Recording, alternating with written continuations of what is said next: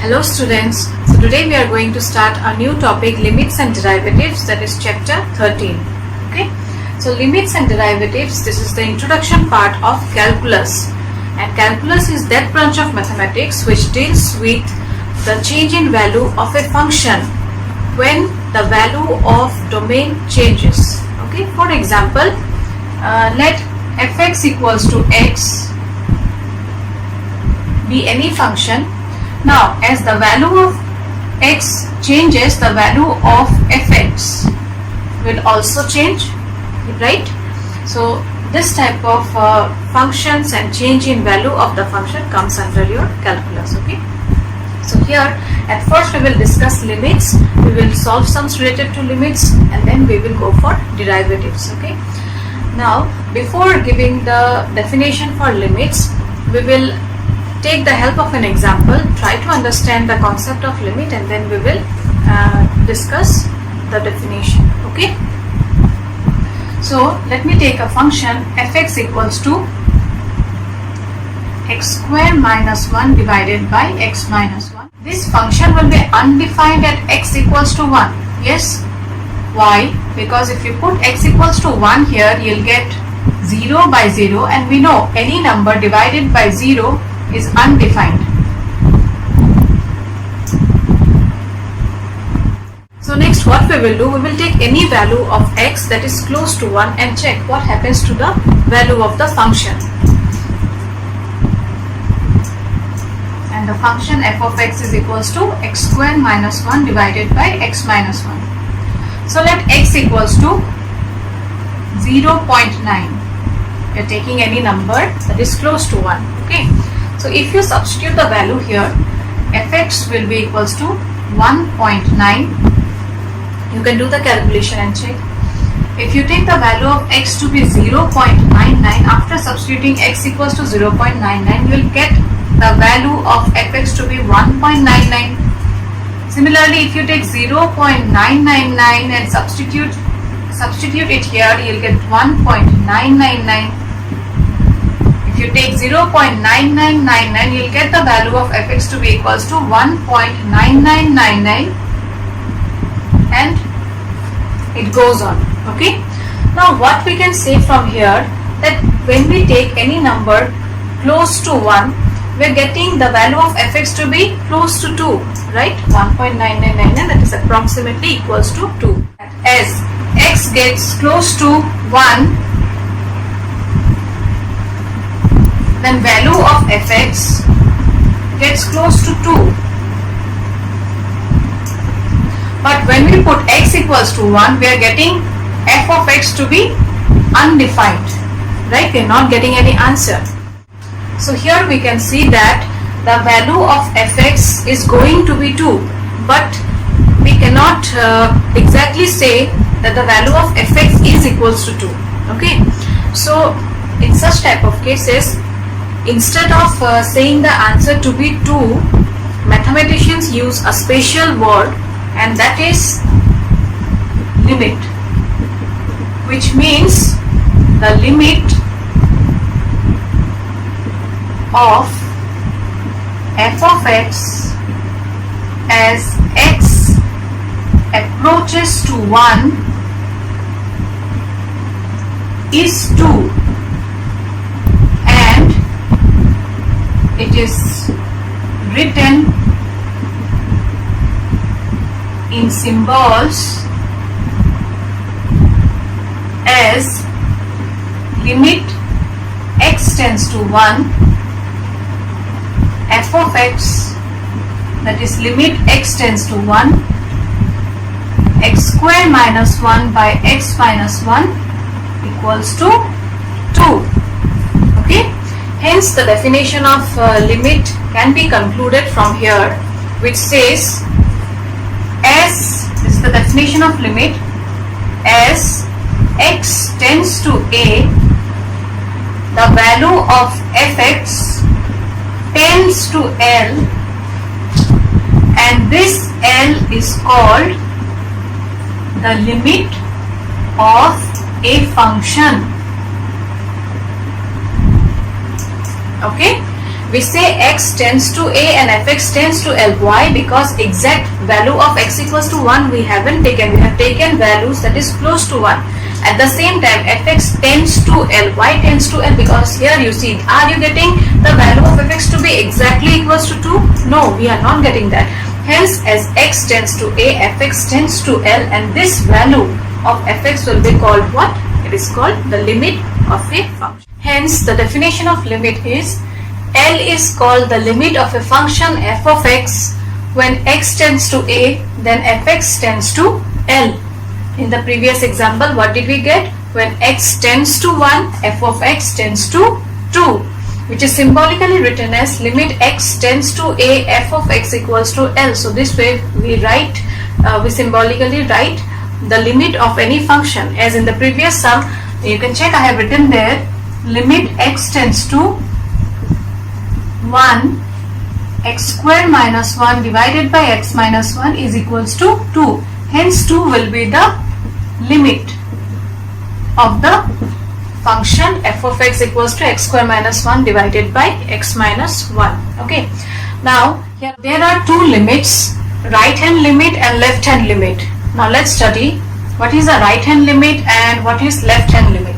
Now in the previous sum, the value of x I have taken to be 0.9, 0.99, 0.999 and so on, and corresponding value of fx we have found for each, right? Now you see one thing, these values of x are slightly less than 1. Okay, hence the value of the function will come under your left hand limit. Okay, and instead of this you can take any value that is slightly greater than 1 also. For example, 1.01, 1.001, 1.0001 ... and find the corresponding value of f of x and also check. Okay, you will get the value of the limit to be equals to 2 itself. So this value of x, which is slightly less than 1, comes under your left hand limit, and this value of x, which is slightly greater than 1, comes under your right hand limit. Okay, and hence right hand limit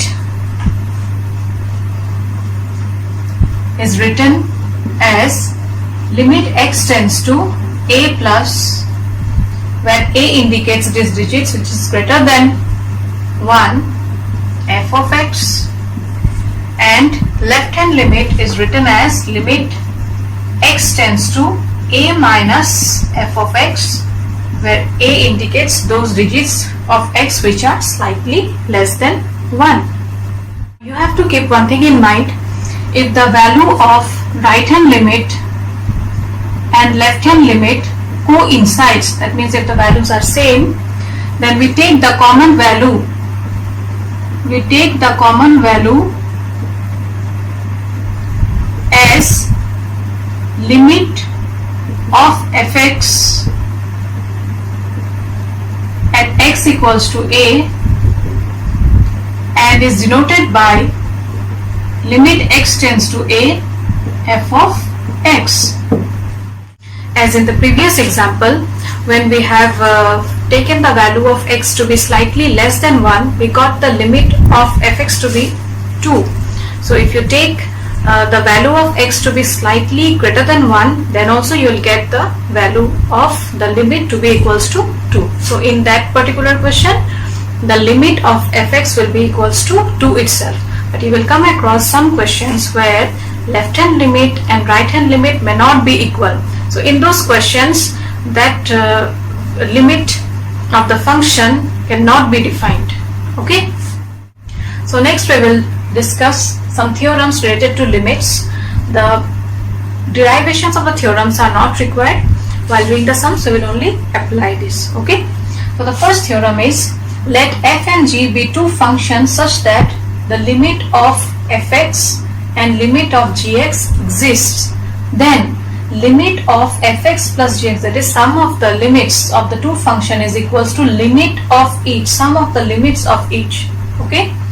Next, limit of x tends to a, fx minus gx is equals to limit x tends to a, fx minus limit x tends to a, gx.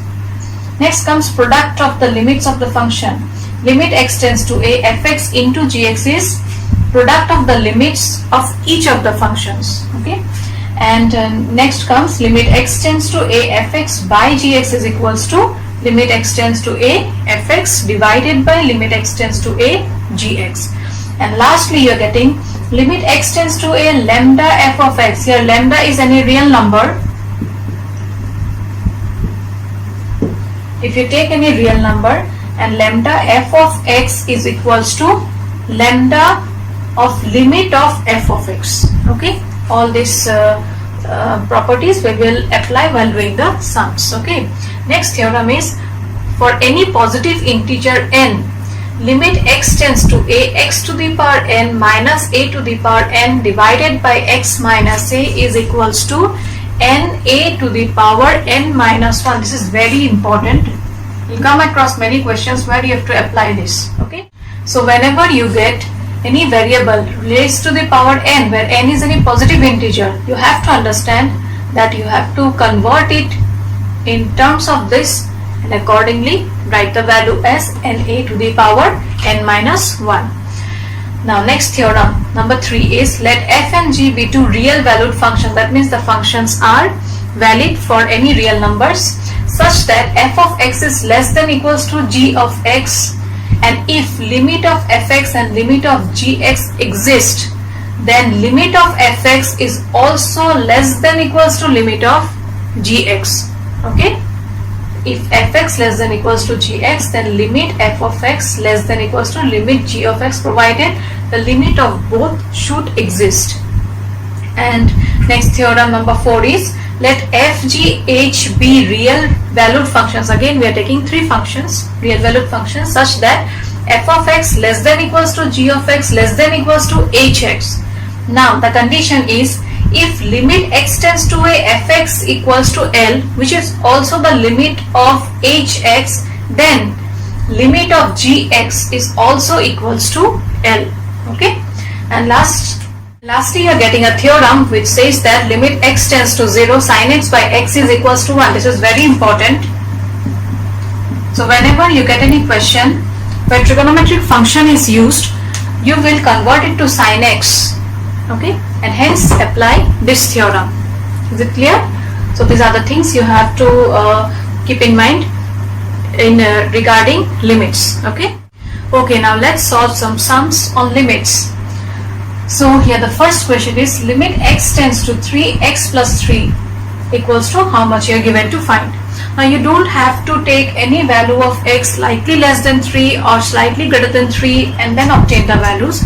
We will directly put x equals to 3 here and find the limit. Okay, so put x equals to 3, you will get 3 plus 3, that is equals to 6. Hence 6 is the limit of the given function. Next question is limit r tends to 1 pi r square. Put r equals to 1 here, you will get pi into 1 square, that is equals to pi, and hence this is the limit of the given function. Now the next question is limit x tends to minus 1, x to the power 10 plus x to the power 5 plus 1 divided by x minus 1. So here again put x equals to minus 1. Okay, so I am putting x equals to minus 1 here.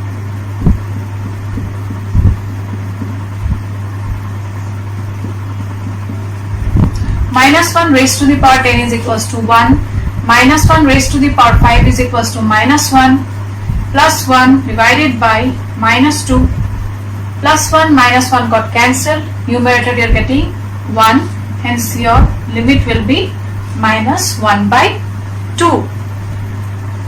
Now look at the next question. Here it is given limit x tends to 0, x plus 1 whole to the power 5 minus 1. Now you can see it is raised to a positive integer, and as I told you before, whenever you get any variable raised to the power n such that n is any positive integer, then we will apply the theorem limit x tends to a, x to the power n minus a to the power n divided by x minus a is equals to n a to the power n minus 1. Now you look at the question here, your denominator is given x minus a, whereas here it is not given in that order. So first of all we will convert it and write in this form and then apply the theorem. Okay. So limit x tends to 0, numerator can be written as x plus 1 whole to the power 5 minus 1 to the power 5. You can write it as 1 to the power 5. Yes. Denominator, we will write it as x plus 1 minus 1. Why? Because plus 1 and minus 1 will get cancelled and you will get the previous step. At the same time, now this is of this form, x to the power n minus a to the power n divided by x minus a, where x is equals to x plus 1 here, a is equals to 1, x.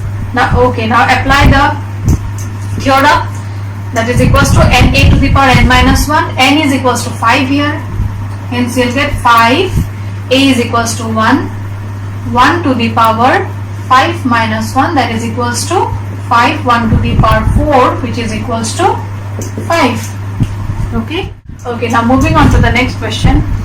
Here it says limit x tends to 2, 3x square minus x minus 10 divided by x square minus 4. Now you see in question number 5 also I have substituted x equals to minus 1 and then calculated the value. But here you will not put x equals to 2 directly. Why? Because if you put x equals to 2, the denominator will be equals to 0 and hence the function will be undefined. So in such type of questions, you instead of directly putting the value of x, what we will do, we will try to simplify it. If simplification is possible, we will simplify it and then we will substitute the value of x equals to 2. Okay, limit x tends to 2, 3x square minus x minus 10, this is a quadratic equation, hence we will factorize it. We will get 3x square minus 3 into minus 10 minus 30, and hence its factors are 6 and 5, so minus 6x plus 5x minus 10 divided by x square minus 4 can be written as x square minus 2 square, which is equals to x plus 2 x minus 2.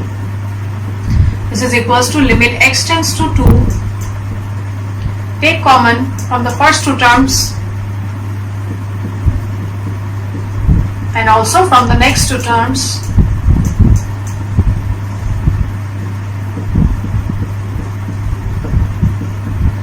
So you will get limit x tends to 2, x minus 2 into 3x plus 5 divided by x minus 2 into x plus 2. Now x minus 2 and x minus 2 will get cancelled, and hence now you see if you put x equals to 2 in the denominator, you will not get equals to 0. Okay, hence that means the function will be defined. So substitute x equals to 2 here, 3 into 2 6, 6 plus 5 is 11 and 2 plus 2 is equals to 4. So 11 by 4 is the limit of the given function. Now in the next question also you put x equals to 3 in the denominator and check whether you are getting x equals the denominator to be equals to 0 or not. So if I put x equals to 3 here, then what will I get? 3 square 9, 9 into 2 18, 5 into 3 15, minus 3. So 18 minus 15 minus 3, that is also equals to 0. Hence we will simplify it and then we will put the value of x equals to 3. So limit x tends to 3, x to the power 4 minus 81 can be written as x square plus 9 into x square minus 9. Yes, I have applied a square minus b square formula, and denominator you factorize it. 3 into 2 is 6. The minus 6 factors are minus 6x plus x minus 3, that is equals to limit x tends to 3, x square plus 9, x square minus 9 can be written as x plus 3 into x minus 3. Denominator, take common from the first two terms, you will get twice x multiplied by x minus 3 plus 1 multiplied by x minus 3, which is equals to limit x tends to 3, x square plus 9 multiplied by x plus 3, x minus 3 whole divided by x minus 3 into twice x plus 1. X minus 3 got cancelled, and now if you put x equals to 3, will you get the denominator to be equals to 0? No, we will not get it. Okay, so put x equals to 3 now. 3 square is 9, 9 plus 9, 18. 3 plus 3 is equals to 6. Divided by 2 into 3 is 6, 6 plus 1, 7. So 108 by 7 is the limit of the given function. Okay, now the next question. Here again you see variable is raised to the power n, where n is any positive integer. So here again you have to apply this rule, but before applying we have to write in this form first, convert it to this form and then apply the rule. So, limit z tends to 1, z to the power 1 by 3 minus 1 can be written as 1 to the power 1 by 3. Now in order to apply this theorem, denominator should be x minus a.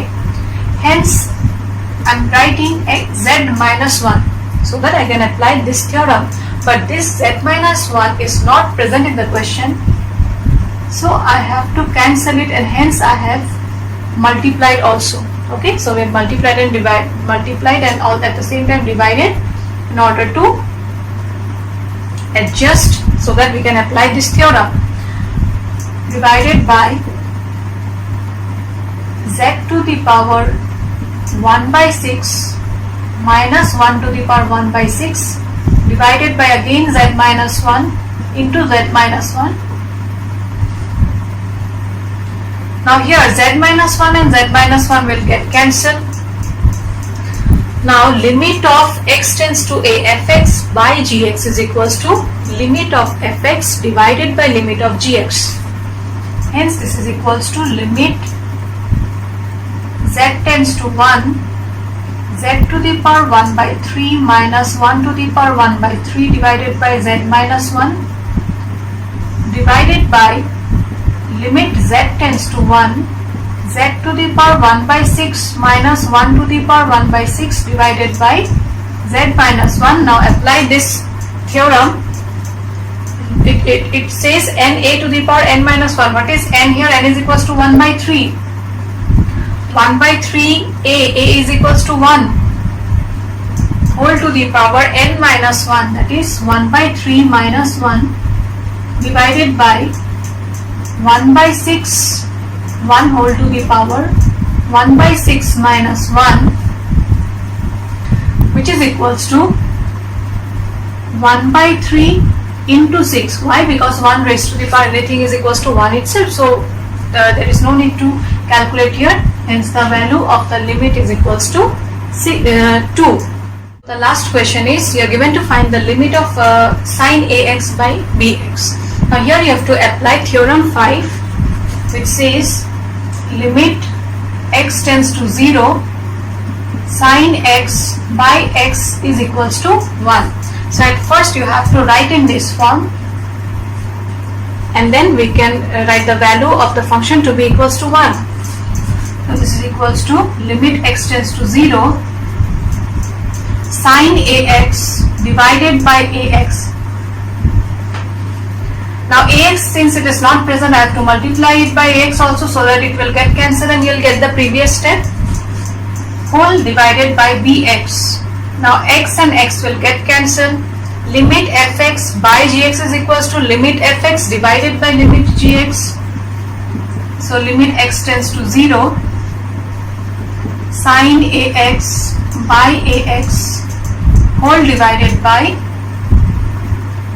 limit x tends to 0 b. Okay, here a is also present. Hence your answer will be a by b. Why a by b? Because this part is same as this, hence it will be equals to 1. So I think you got a little idea about limits now. So if you solve few more questions, then it will be clear. Okay. So with this I end my class. Thank you. Take care.